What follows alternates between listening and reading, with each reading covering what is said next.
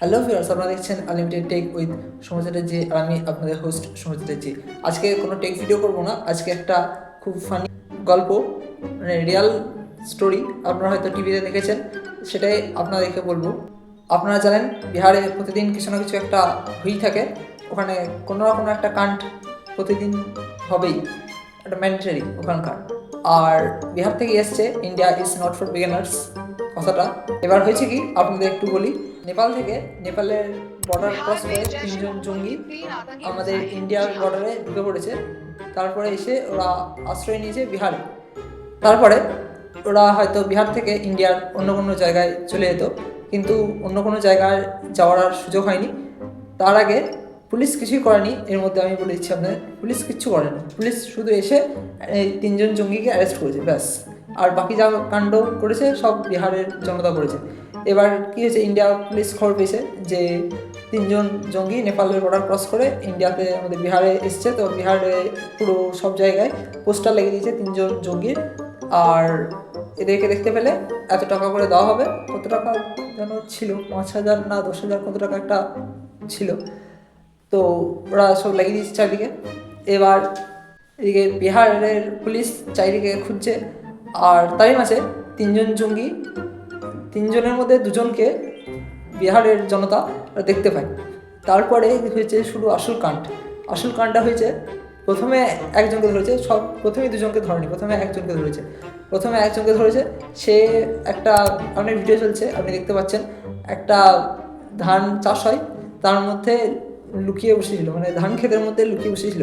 সেখান থেকে বার করে উত্তম পিটিয়েছে। এটা হলো। তারপরে প্রথম জনকে যে ধরেছে তাকে কিন্তু পুলিশে দেয়নি, তাকে এটা মনে হয় বিহারের গ্রামে বা কোনো একটা ছোট্ট মতো শহরে হয়তো হয়েছে। তো কোথাও একটা নিয়ে গিয়ে ওকে আটকে রেখেছে। এরই মধ্যে দ্বিতীয় জন যে আছে, তিনজনের মধ্যে আরেকজন, প্রথম জনকে ধরে নিয়েছে, আরেকজন মাঝখানে আরেকজন তাকে ধরেছে। তাকে ধরে তাকেও খুব গুছিয়ে পিটিয়েছে। তারপরে তাকে একটা জায়গায়, সেটাও হয়তো বিহারের কোনো ওই আশেপাশের গ্রাম কিছু একটা হবে, বিহারের গ্রাম বা আশেপাশের শহর কিছু একটা হবে। তিনজনে আশেপাশের গ্রামগুলো বা শহরগুলোতে যে কোনো একটা গ্রাম বা শহরে যে কোনো একটা জায়গায় লুকিয়েছিল। তো তাকেও খুব গুছিয়ে পিটিয়েছে। তারপরে একটা জায়গায় আটকে রেখেছে। তারপরে লোকজন জড়ো হচ্ছে দেখার জন্য, তারা আবার ভ্লগ করছে। তাহলে তিনজনের মধ্যে প্রথম জঙ্গি, দ্বিতীয় জঙ্গি ধরা পড়েছে, আর তৃতীয় জন ও ধরা পড়েছে। প্রথম জন ধান ক্ষেত থেকে ধরা পড়েছে, আর দ্বিতীয় আর তৃতীয় জন কোথা থেকে ধরা পড়েছে সেটা বলেনি। তো যাই হোক, সেও ধরা পড়েছে। তারপরে খুব পিটিয়েছে, তাকেও একদম গুছিয়ে মেরেছে। তারপরে তিনজনকে একটা জায়গায়, দুজন যেখানে আটকে রেখেছিল তাদেরকে নিয়ে এসে একটা রাস্তার বা কোনো একটা জায়গা দেখলাম, সেখানে নিয়ে এসে তিনজনকে একসাথে বেঁধেছে। তারপর পুলিশ ডেকেছে, পুলিশ এসে নিয়ে যাচ্ছে তিনজন জঙ্গি। ওরা সবথেকে বড় ভুল করেছে বিহারে ঢুকে। বিহার হচ্ছে পৃথিবীর এমন একটা জায়গা যেখানে সব কিছু হতে পারে, ওখানে কোনো কিছুই অসম্ভব নয়।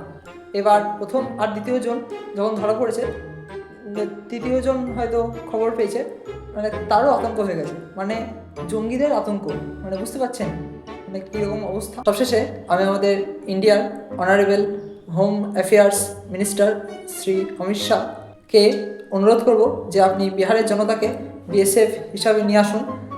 বিশেষ করে আমাদের পশ্চিমবঙ্গের নানান বর্ডারে তাদেরকে ডিউটিতে পাঠান। তাহলে দেখবেন আমাদের আশেপাশের দেশ যারা আছে তারা আর ইলিগাল ইমিগ্রেশন বা কোনো ইলিগাল কাজ করার কথা ভাববেও না, তারা দুঃস্বপ্ন ভাববে না। তাহলে ভিউয়ার্স, আশা করছি যে আপনাদের এই ফানি গল্পটা ভালো লেগেছে। ভিডিওটা ভালো লেগে থাকলে একটা লাইক করবেন, কমেন্ট করবেন, আর হ্যাঁ, অবশ্যই চ্যানেলটাকে সাবস্ক্রাইব করবেন। দেখা হচ্ছে একটা পরের ভিডিওতে। ভালো থাকবেন, সুস্থ থাকবেন, ধন্যবাদ।